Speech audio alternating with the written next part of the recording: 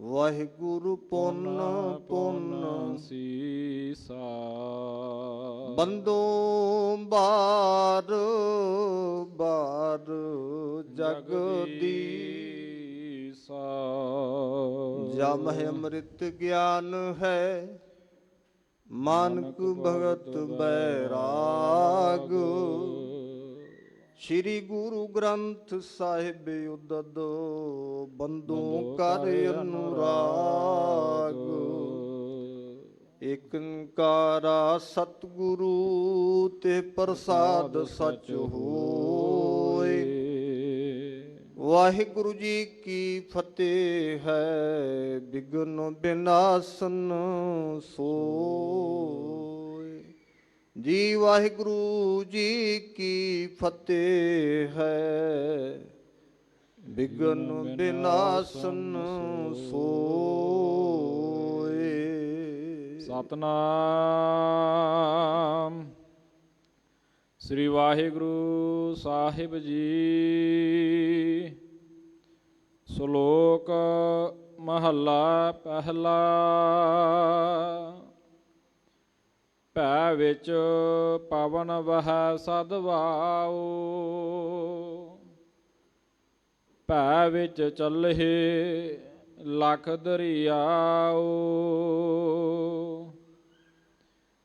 ਭੈ ਵਿੱਚ ਅਗਨ ਕੱਢੇ ਵਿਗਾਰ। ਭੈ ਵਿੱਚ ਧਰਤੀ ਦੱਬੀ ਭਾਰ।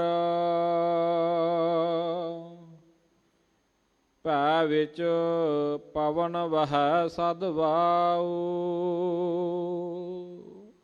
ਵਾਹਿਗੁਰੂ ਜੀ ਕਾ ਖਾਲਸਾ ਵਾਹਿਗੁਰੂ ਜੀ ਕੀ ਫਤਿਹ। ਪਰਮ ਸਨਮਾਨਯੋਗ ਚਵਰ ਤਖਤ ਛਤਰ ਜੀ ਕੇ ਮਾਲਕ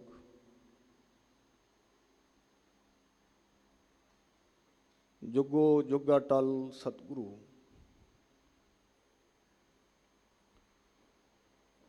ਧੰਨ ਧੰਨ ਸ੍ਰੀ ਗੁਰੂ ਗ੍ਰੰਥ ਸਾਹਿਬ ਜੀ ਮਹਾਰਾਜ ਸੱਚੇ ਪਾਤਸ਼ਾਹ ਜੀ ਦੇ ਹਜ਼ੂਰ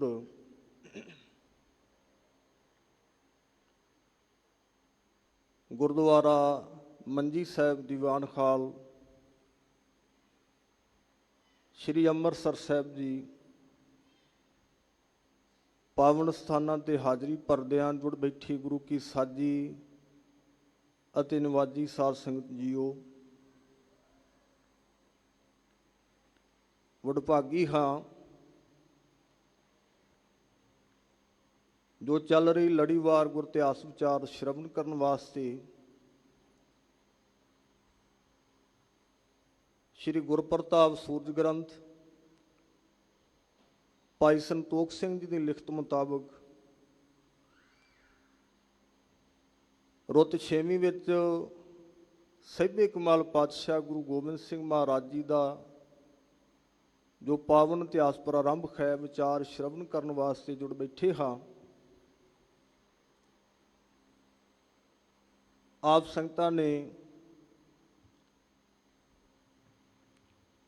ਸ਼੍ਰੀ ਗੁਰੂ ਰਾਮਦਾਸ ਮਹਾਰਾਜ ਜੀ ਦੇ ਪਾਵਨ ਪਵਿੱਤਰ ਪਾਕ ਦਰਬਾਰ ਦੇ ਦਰਸ਼ਨ ਕੀਤੇ ਹਨ, ਜਿਸ ਦਰ ਦੀ ਸ਼ੋਭਾ ਧੰਨ ਗੁਰੂ ਅਰਜਨ ਦੇਵ ਮਹਾਰਾਜ ਪੰਚਮ ਪਾਤਸ਼ਾਹ ਜੀ ਨੇ ਕੀਤੀ ਹੈ। ਮੇਰੇ ਸਤਿਗੁਰੂ ਦਰਬਾਰ ਥਾਮ ਬਹੁਤ ਵੇਖੇ ਹਨ, ਪਰ ਕੋਈ ਐਸਾ ਦਰਬਾਰ ਨਹੀਂ ਹੈ ਜਿਸ ਦੀ ਸ਼ੋਭਾ ਤੁਹਾਡੇ ਦਰ ਵਰਗੀ ਹੋਵੇ। ਤੇਰੇ ਜਿਹਾ ਕੋਈ ਹੋਰ ਨਹੀਂ ਹੈ, ਤੁਹਾਡੇ ਦਰਬਾਰ ਜਿਹਾ ਕੋਈ ਹੋਰ ਦਰਬਾਰ ਨਹੀਂ ਹੈ। ਇਹ ਤੇ ਅਕਾਲ ਪੁਰਖ ਪਰਮੇਸ਼ਰ ਵਿਧਾਤੇ ਨੇ ਆਪ ਬੰਨਿਆ ਹੈ, ਆਪ ਸਿਰਜਿਆ ਹੈ। ਤਾਂ ਹੀ ਤਾਂ ਗੁਰੂ ਰਾਮਦਾਸ ਮਹਾਰਾਜ ਜੀ ਤੁਸੀਂ ਸੁਹਾਵਰੇ ਹੋ, ਤੁਸੀਂ ਦਰਸ਼ਨ ਦੇ ਕੇ ਆਪ ਪ੍ਰਤੱਖ ਵਰਤ ਕੇ ਜੀਵਾਂ ਦੀ ਕਲਿਆਣਤਾ ਕਰ ਰਹੇ ਹੋ। ਤੁਹਾਡੇ ਦਰ ਦੀ ਆਬਾਦੀ ਬੜੀ ਸੰਘਣੀ ਹੈ। ਤੁਹਾਡਾ ਬੜਾ ਵੱਡਾ ਸਿੱਖ ਸਮੁਦਾਇ ਆਪ ਜੀ ਦੇ ਚਰਨ ਪੂਜ ਰਿਹਾ ਹੈ। ਕਿਉਂ ਨਾ ਹੋਵੇ ਸਾਧ ਸੰਗਤ ਜੀ, ਜੋ ਮੰਗੋ ਗੁਰੂ ਰਾਮਦਾਸ ਮਹਾਰਾਜ ਸੋਢੀ ਸੁਲਤਾਨ ਪਾਤਸ਼ਾਹ ਉਹੀ ਦਾਤਾਂ ਦੇ ਕੇ ਨਵਾਜਦੇ ਹਨ। ਇੱਥੇ ਪਿੰਗਲੇ ਆਏ, ਨਰੋਇਆ ਸਰੀਰ ਲੈ ਕੇ, ਤੰਦਰੁਸਤੀ ਲੈ ਕੇ ਮੁੜੇ, ਮਨ ਦੀਆਂ ਚਿੰਤਾ ਦੀਆਂ ਕੁਪੰਡਾਂ ਭਰ ਕੇ ਲੈ ਆਵੇ, ਗੁਰੂ ਰਾਮਦਾਸ ਮਹਾਰਾਜ ਦੇ ਚਰਨਾਂ ਵਿੱਚ ਖੋਲ ਦੇਵੇ। ਸਤਿਗੁਰੂ ਗਰੀਬ ਨਵਾਜੀ ਕਰਦੇ ਨੇ, ਸਾਰੇ ਸੁੱਖ ਪ੍ਰਦਾਨ ਕਰ ਦਿੰਦੇ। ਦੁਨੀਆ ਦੇ ਸਾਰੇ ਸੁੱਖ ਝੋਲੀ ਵਿੱਚ ਪਾ ਦਿੰਦੇ ਹਨ। ਤੇ ਗੁਰੂ ਅਰਜਨ ਦੇਵ ਮਹਾਰਾਜ ਪੰਚਮ ਪਾਤਸ਼ਾਹ ਫਰਮਾਉਂਦੇ ਹੈ ਕਿ ਤੁਹਾਡਾ ਪੁਰ ਬੜਾ ਵੱਡਾ ਹੈ। ਇਸ ਪਾਵਨ ਅੰਮ੍ਰਿਤ ਸਰੋਵਰ ਵਿੱਚ ਜਿਹੜਾ ਇਸ਼ਨਾਨ ਕਰਦਾ ਹੈ, ਮੇਰੇ ਦਾਤਾਰ ਪਾਤਸ਼ਾਹ ਉਹਦੇ ਸਾਰੇ ਕਸਮਲ ਪਾਪ ਲੈ ਜਾਂਦੇ ਹਨ। ਉਹ ਨਿਰਮਲ ਹੋ ਜਾਂਦਾ ਹੈ। ਬਾਣੀ ਵਿੱਚੋਂ ਅਸੀਂ ਪੜਾਂਗੇ, ਨਿਰਮਲ ਹੋਏ ਕਰ ਇਸ਼ਨਾਨਾ। ਇਹ ਰਹਿਮਤ ਕਿੱਥੋਂ ਹੋਈ ਜੀ? ਗੁਰ ਪੂਰੇ ਕੀਨੇ ਦਾਨਾ। ਇਹ ਪੂਰੇ ਗੁਰੂ ਨੇ ਦਾਨ ਕੀਤਾ ਹੈ, ਦਾਤ ਦਿੱਤੀ ਹੈ। ਅੰਮ੍ਰਿਤ ਬਚਨ ਹੈ ਗੁਰੂ ਅਰਜਨ ਦੇਵ ਮਹਾਰਾਜ ਜੀ ਦਾ, ਜੋ ਤੁਹਾਡੇ ਨਾਲ ਸਾਂਝ ਕਰ ਰਿਹਾ ਸਾਂ ਸਾਧ ਸੰਗਤ ਜੀ। ਸਾਹਿਬ ਸਤਿਗੁਰੂ ਸ੍ਰੀ ਗੁਰੂ ਅਰਜਨ ਦੇਵ ਮਹਾਰਾਜ ਸ਼ਹੀਦਾਂ ਦੇ ਸਰਤਾਜ ਸਤਿਗੁਰੂ ਪੰਚਮ ਪਾਤਸ਼ਾਹ ਗੁਰਦੇਵ ਕਿਰਪਾ ਕਰਦੇ ਨੇ, ਫਰਮਾਇਆ ਹੈ, ਡਿਠੇ ਸਭੇ ਥਾਮ ਨਹੀਂ ਤੁਧ ਜਿਹਾ। ਬੜੇ ਉੱਚੇ ਉੱਚੇ ਦਰਬਾਰ ਵੇਖੇ ਨੇ, ਪਰ ਤੁਹਾਡੇ ਦਰ ਵਰਗਾ ਥਾਮ ਕੋਈ ਦੂਜਾ ਨਹੀਂ ਹੈ। ਡਿਠੇ ਸਭੇ ਥਾਮ ਨਹੀਂ ਤੁਧ ਜਿਹਾ। ਬਦਹੋ ਪੁਰਖ ਵਿਦਾਤੇ ਤੂੰ ਸੋਹਿਆ। ਅਕਾਲ ਪੁਰਖ ਨੇ ਇਸ ਦਰ ਨੂੰ ਆਪ ਬੰਨਿਆ ਹੈ। ਵਿਦਵਾਨ ਨੇ ਲਿਖਿਆ ਹੈ, ਬੁੱਧੀ ਜੀਵ ਆਇਆ, ਗੁਰੂ ਪ੍ਰੇਮ ਵਾਲਾ ਟਿਕਿਆ ਤੇ ਉਹਨੇ ਆਖਿਆ, ਲੋਕੋ ਇਸ ਹਰਮੰਦਰ ਵਿੱਚ ਆਪ ਹਰੀ ਪਰਮਾਤਮਾ ਪਰਮੇਸ਼ਵਰ ਵਾਸ ਕਰ ਰਿਹਾ ਹੈ। ਇਹ ਕੇਵਲ ਹਰੀ ਮੰਦਰ ਕਹਿਣ ਮਾਤਰ ਨਹੀਂ ਹੈ, ਹਰੀ ਦਾ ਪ੍ਰਤੱਖ ਘਰ ਹੈ। ਸਾਨੂੰ ਇਹ ਨੇਤਰ ਮਿਲ ਜਾਣ, ਅਸੀਂ ਵੇਖ ਸਕੀਏ, ਬੈਠਾ ਸੋਢੀ ਪਾਤਸ਼ਾਹ ਰਾਮਦਾਸ ਸਤਿਗੁਰੂ ਕਹਾਵੇ, ਪ੍ਰਤੱਖ ਗੁਰੂ ਰਾਮਦਾਸ ਮਹਾਰਾਜ ਜੀ ਦੇ ਉੱਪਰ ਚਵਰ ਢੁੱਲ ਰਿਹਾ ਹੈ। ਉਹਨਾਂ ਦੇ ਘਰ ਦੀ ਅੰਮ੍ਰਿਤ ਬਾਣੀ, ਪਾਕ ਬਾਣੀ ਦਾ ਕੀਰਤਨ ਹੋ ਰਿਹਾ ਹੈ। ਸੋਢੀ ਸੁਲਤਾਨ ਪਾਤਸ਼ਾਹ ਗੁਰੂ ਰਾਮਦਾਸ ਮਹਾਰਾਜ ਪ੍ਰਤੱਖ ਬਿਰਾਜੇ ਹੋਏ ਹੈ। ਬਦਹੋ ਪੁਰਖ ਵਿਦਾਤਾ ਤਾਂ ਤੂੰ ਸੋਹਿਆ। ਆਖਿਆ ਜੀ ਵਸਦੀ ਸਗਨ ਅਪਾਰ, ਅਨੂਪ ਰਾਮਦਾਸ ਪੁਰ। ਹਰ ਖਾਨ ਨਾਨਕ ਕਸਮਲ ਜਾਹੇ, ਨਾਇ ਰਾਮਦਾਸ ਸਰ। ਤੁਹਾਡਾ ਸਿੱਖ ਸਮੁਦਾਇ ਬੜੀ ਵੱਡੀ ਆਬਾਦੀ ਹੈ। ਗੁਰੂ ਰਾਮਦਾਸ ਮਹਾਰਾਜ ਤੁਹਾਡੇ ਦਰ ਦੀ ਕਿਹੜੀ ਸ਼ੋਭਾ ਕਰਨੀ, ਤੁਹਾਡੇ ਦਰ ਬਾਰੇ ਕੀ ਬਿਆਨ ਕਰਨਾ, ਕਹਿਣ ਕਥਨ ਤੋਂ ਪਰੇ ਹੈ। ਇੱਥੇ ਸਾਰੇ ਕਸਮਲ ਪਾਪ ਚਲੇ ਜਾਂਦੇ ਨੇ। ਜਿਹੜਾ ਗੁਰੂ ਰਾਮਦਾਸ ਮਹਾਰਾਜ ਜੀ ਦਾ ਬਖਸ਼ਿਸ਼ ਕੀਤਾ ਹੋਇਆ ਅੰਮ੍ਰਿਤ ਸਰੋਵਰ ਇਹਦੇ ਵਿੱਚ ਚੁੱਭੀ ਲਾਉਂਦਾ ਹੈ। ਅੰਮ੍ਰਿਤ ਸਰੋਵਰ ਵਿੱਚ ਇਸ਼ਨਾਨ ਕਰਕੇ ਮਨ ਕਰਕੇ ਜਿਹੜਾ ਹਰਿਮੰਦਰ ਸਾਹਿਬ ਜੁੜ ਗਿਆ ਉਹ ਹਰੀ ਪਰਮੇਸ਼ਵਰ ਦੇ ਦਰ ਘਰ ਪਹੁੰਚ ਜਾਂਦਾ ਹੈ। ਇੱਥੇ ਹੀ ਕਦੇ ਭਾਈ ਵੀਰ ਸਿੰਘ ਮਹਾਨ ਕਵੀ ਹੋਏ, ਉਹਨਾਂ ਦਾ ਸਿੱਖ ਅੱਜ ਸ਼ਾਇਦ ਕੋਈ ਨਜ਼ਰੀ ਨਹੀਂ ਪੈਂਦਾ। ਇੰਨੇ ਪਿਆਰ ਵਾਲੇ ਗੁਰੂ ਰਾਮਦਾਸ ਮਹਾਰਾਜ ਜੀ ਦੇ ਸਾਰਾ ਦਿਨ ਸ਼੍ਰੀ ਹਰਿਮੰਦਰ ਸਾਹਿਬ ਅੰਦਰ ਚੌਂਕੜਾ ਲਾ ਕੇ ਗੁਰੂ ਕੀ ਬਾਣੀ ਦਾ ਪਾਠ ਸੁਣਨਾ, ਜਾਪ ਸੁਣਨਾ, ਕੀਰਤਨ ਸੁਣਨਾ, ਮਗਨ ਰਹਿਣਾ। ਤੇ ਗੁਰੂ ਰਾਮਦਾਸ ਮਹਾਰਾਜ ਜੀ ਦੇ ਬੈਰਾਗ ਦੇ ਹੰਝੂ ਉਹਨਾਂ ਦੇ ਨੇਤਰਾਂ ਤੋਂ ਪਾਰ ਵਹਿੰਦੇ ਰਹਿੰਦੇ ਸੀ। ਉਹ ਦਰਬਾਰ ਅੱਜ ਸਾਨੂੰ ਨਸੀਬ ਹੋਇਆ ਜਿੱਥੇ ਆਪਾਂ ਦਰਸ਼ਨ ਦੀਦਾਰ ਕੀਤੇ ਹੈ। ਇਸ ਪਾਵਨ ਸਥਾਨ ਤੇ ਗੁਰੂ ਗੋਬਿੰਦ ਸਿੰਘ ਮਹਾਰਾਜ ਦਸਮ ਪਾਤਸ਼ਾਹ, ਸਹਿਬੇ ਕਮਾਲ ਪਾਤਸ਼ਾਹ, ਗੁਰਦੇਵ ਗੁਰੂ ਕਲਗੀਧਰ ਸੱਚੇ ਪਾਤਸ਼ਾਹ ਦਾ ਪਾਵਨ ਇਤਿਹਾਸ ਸ਼ਰਵਣ ਕਰਨ ਵਾਸਤੇ ਬੈਠੇ ਹਾਂ। ਮੈਂ ਵਿਚਾਰ ਵਿੱਚ ਅੱਗੇ ਤੁਰਾਂ। ਤੁਕ ਮਾਤਰ ਗੁਰੂ ਗੋਬਿੰਦ ਸਿੰਘ ਮਹਾਰਾਜ ਦਸਮ ਪਾਤਸ਼ਾਹ ਦੀ ਉਸਤਤ ਵਿੱਚ ਉਤਰਨਾ ਚਾਹਨਾ। ਬਸ ਇੱਕੋ ਗੱਲ ਕਹਿ ਕੇ ਅੱਗੇ ਤੁਰਾਂਗਾ। ਹਕੀਮ ਅੱਲਾ ਯਾਰ ਖਾਂ ਜੋਗੀ ਕਹਿੰਦਾ ਹੈ, ਦਸਮ ਪਾਤਸ਼ਾਹ ਤੁਹਾਡੀ ਕੀ ਉਸਤਤ ਕਰਨੀ, ਤੁਸੀਂ ਤਾਂ ਲਿਖਣ ਕਹਿਣ ਕਥਨ ਤੋਂ ਪਰੇ ਹੋ। ਉਹ ਐਸੀ ਕਲਮ ਹੈ ਜਿਹੜੀ ਤੁਹਾਨੂੰ ਲਿਖ ਕੇ ਬਿਆਨ ਕਰ ਸਕੇ ਵੀ ਦਸਮ ਪਾਤਸ਼ਾਹ ਕਿੱਡੇ ਵੱਡੇ ਹੈ। ਗੁਰੂ ਗੋਬਿੰਦ ਸਿੰਘ ਮਹਾਰਾਜ ਤੂੰ ਕਿਤਨਾ ਵੱਡਾ ਹੈ, ਕੋਈ ਹੈ ਕਲਮ ਨਹੀਂ। ਕਲਮ ਥੱਕ ਜਾਏਗੀ ਤੁਹਾਡੀ ਮਹਿਮਾ ਬਿਆਨ ਕਰਦਿਆਂ। ਤੇ ਫਰਮਾਉਂਦੇ ਹਨ, ਬੇਸ਼ੱਕ ਮੇਰੇ ਹੱਥ ਵਿੱਚ ਕਲਮ ਹੈ ਪਰ ਇੰਨੀ ਕੁ ਸੱਤਿਆ ਮੇਰੀ ਕਲਮ ਵਿੱਚ ਨਹੀਂ, ਇੰਨੀ ਤਾਕਤ ਨਹੀਂ ਕਿ ਗੁਰੂ ਗੋਬਿੰਦ ਸਿੰਘ ਮਹਾਰਾਜ ਦਸਮ ਪਾਤਸ਼ਾਹ ਇਹ ਤੁਹਾਡੀਆਂ ਪੂਰਨ ਖੂਬੀਆਂ ਬਿਆਨ ਕਰ ਸਕੇ। ਉਹ ਕਹਿੰਦਾ, ਹਰ ਚੰਦ ਮੇਰੇ ਹੱਥ ਮੇਂ ਪੁਰਜ਼ੋਰ ਕਲਮ ਹੈ। ਬੇਸ਼ੱਕ, ਹਰ ਚੰਦ ਦਾ ਅਰਥ ਬੇਸ਼ੱਕ, ਬੇਸ਼ੱਕ ਮੇਰੇ ਹੱਥ ਵਿੱਚ ਕਲਮ ਹੈ। ਹਰ ਚੰਦ ਮੇਰੇ ਹੱਥ ਮੇਂ ਪੁਰਜ਼ੋਰ ਕਲਮ ਹੈ। ਲਿਖੂं सतगुरु के वसब, वसब मीन्स खूबियाँ। वो कहता गुरु गोबिंद सिंह महाराज दियाँ खूबियाँ लिखा, उन्हां बारे कुछ बयान कर सकां, इन्नी मेरी कलम में ताकत नहीं है। लिखूं सतगुरु के वसब, कहाँ ताबे रकम है।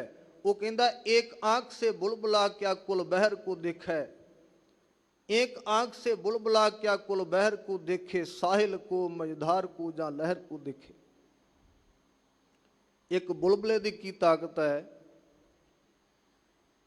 ਜਿਸ ਸਮੁੰਦਰ ਦੀ ਛਾਤੀ ਤੇ ਉਹ ਪ੍ਰਗਟ ਹੋਇਆ ਹੈ, ਜਿਹਦੀਆਂ ਛੱਲਾਂ ਵਿੱਚੋਂ ਉਹਦਾ ਵਜੂਦ ਬਣਿਆ ਹੈ, ਉਸੇ ਸਮੁੰਦਰ ਬਾਰੇ ਦੱਸ ਸਕੇ ਕਿ ਇੰਨਾ ਗਹਿਰਾ ਹੈ, ਇਹਦੀਆਂ ਛੱਲਾਂ ਐਡੀਆਂ ਵੱਡੀਆਂ, ਇਹਦੀ ਲੰਮਾਈ ਇਤਨੀ, ਇਹਦੀ ਚੌੜਾਈ ਇਤਨੀ ਹੈ, ਬੁਲਬੁਲਾ ਕੁਝ ਬਿਆਨ ਨਹੀਂ ਕਰ ਸਕਦਾ। ਇੱਥੇ ਬੜਾ ਪਿਆਰਾ ਪ੍ਰਸੰਗ ਆਰੰਭ ਹੈ। ਚੋਜੀ ਪ੍ਰੀਤਮ ਗੁਰੂ ਗੋਬਿੰਦ ਸਿੰਘ ਮਹਾਰਾਜ ਕੈਸੇ ਨੇ ਆਪ ਹੀ ਜੰਗ ਹਰਾ ਵੀ ਦਿੰਦੇ, ਜਿਤਾ ਵੀ ਦਿੰਦੇ। ਮੁੱਠੀ ਭਰ ਸਿੱਖ ਸਨ ਆਪ ਸ਼ਰਵਣ ਕਰ ਰਹੇ ਸੋ। ਤੁਰਕਾਂ ਨਾਲ ਜੰਗ ਹੋ ਰਿਹਾ ਸੀ। ਕਵੀ ਜੀ ਨੇ ਇੱਥੇ ਸੈਦੇ ਖਾਂ ਲਿਖਿਆ, ਉਹ ਔਰੰਗਜ਼ੇਬ ਦੇ ਕੋਲੋਂ ਥਾਪੜਾ ਲੈ ਕੇ ਚੜ ਕੇ ਆਇਆ ਸੀ।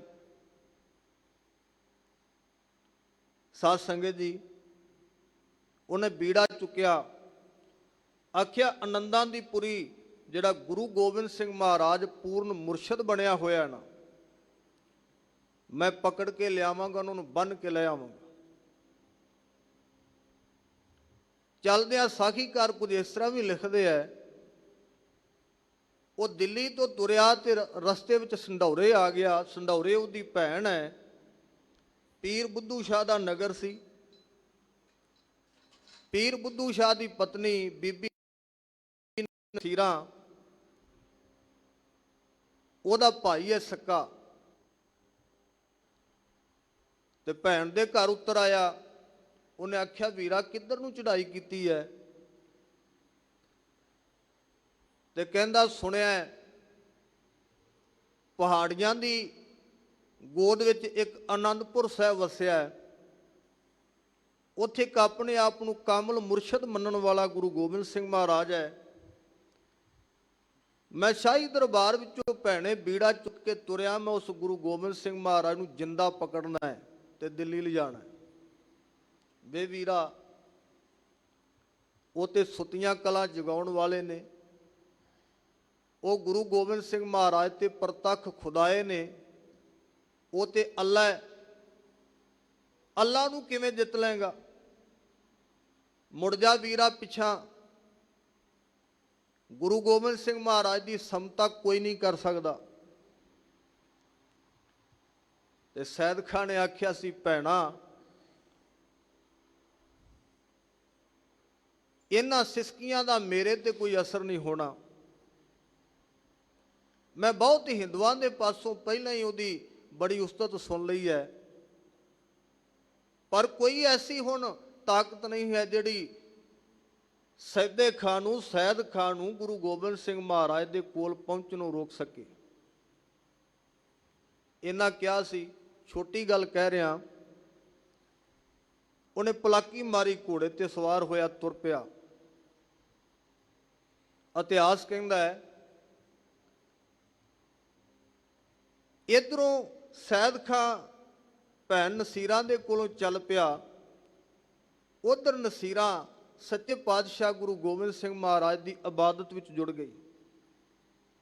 ਸਤਿਗੁਰੂ ਇੱਕ ਪਾਸੇ ਤੁਸੀਂ ਹੋ, ਮੇਰਾ ਦੀਨ ਦੁਨੀਆ ਦਾ ਮਾਲਕ ਸੱਚਾ ਪਾਤਸ਼ਾਹ, ਅਸੀਂ ਪ੍ਰਤੱਖ ਵੇਖ ਲਿਆ ਤੁਸੀਂ ਅੱਲਾ ਹੋ।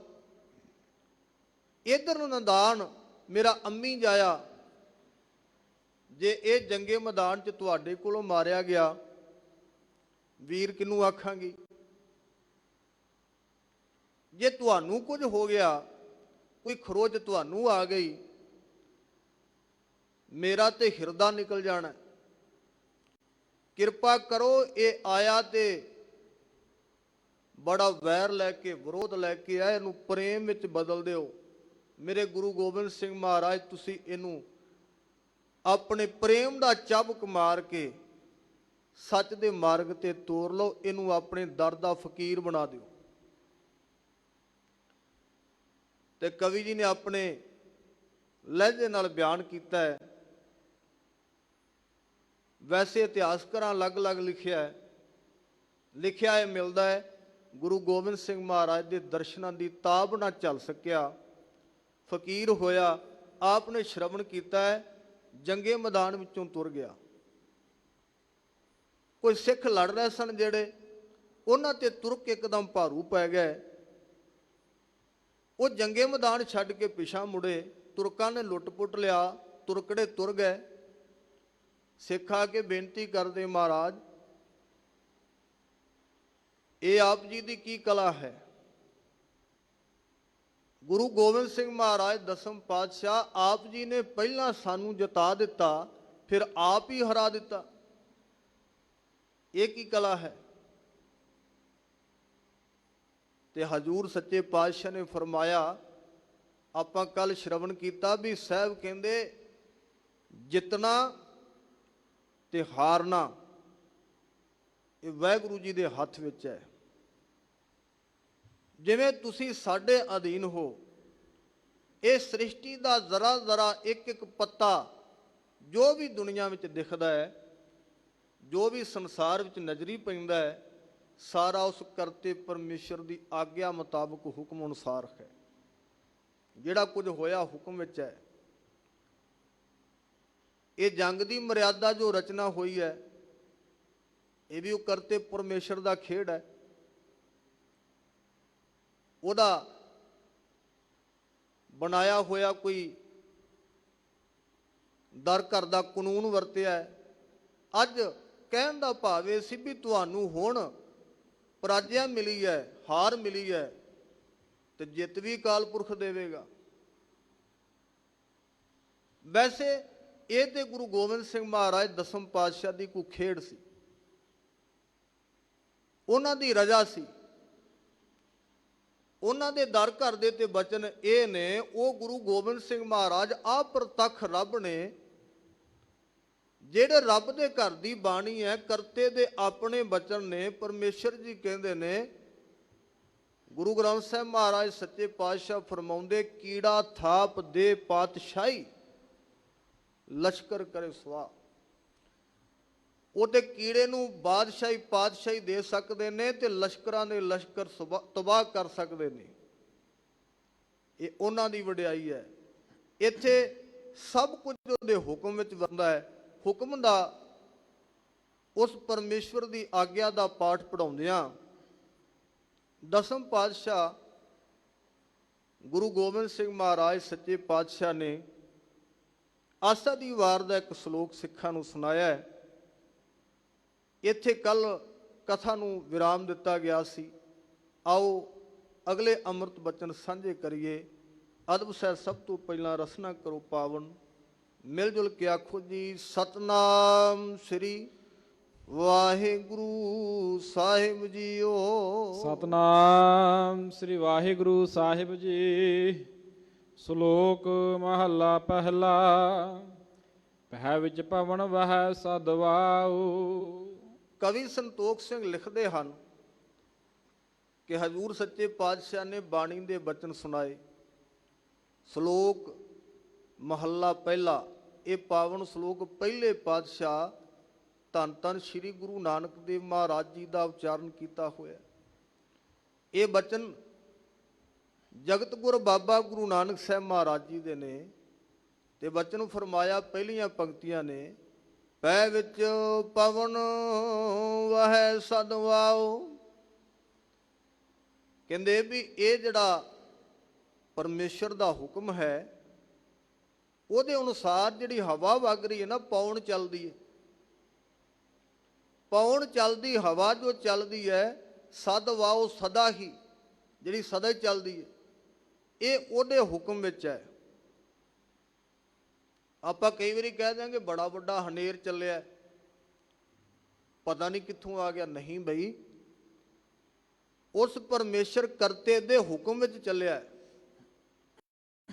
ਭੈ ਵਿੱਚ ਪਵਨ ਵਹੈ ਸਦ ਵਾਉ। ਭੈ ਵਿੱਚ ਇਹ ਹਵਾ ਜੋ ਚੱਲਦੀ, ਪੌਣ ਚੱਲਦੀ ਹੈ, ਉਹ ਸੱਚੇ ਪਰਮੇਸ਼ਰ ਦੇ ਹੁਕਮ ਵਿੱਚ ਚੱਲ ਰਹੀ ਹੈ। ਭੈ ਵਿੱਚ ਚੱਲਹਿ ਲਖ ਦਰਿਆਉ। ਔਰ ਸਾਧ ਸੰਗਤ ਜੀ, ਜਿਨਨੇ ਇਸ ਮਰਿਆਦਾ ਵਿੱਚ ਵਿਘਨ ਪਾਉਣਾ ਚਾਹਿਆ, ਗੁਰੂ ਨੂੰ ਚੰਗਾ ਨਹੀਂ ਲੱਗਾ।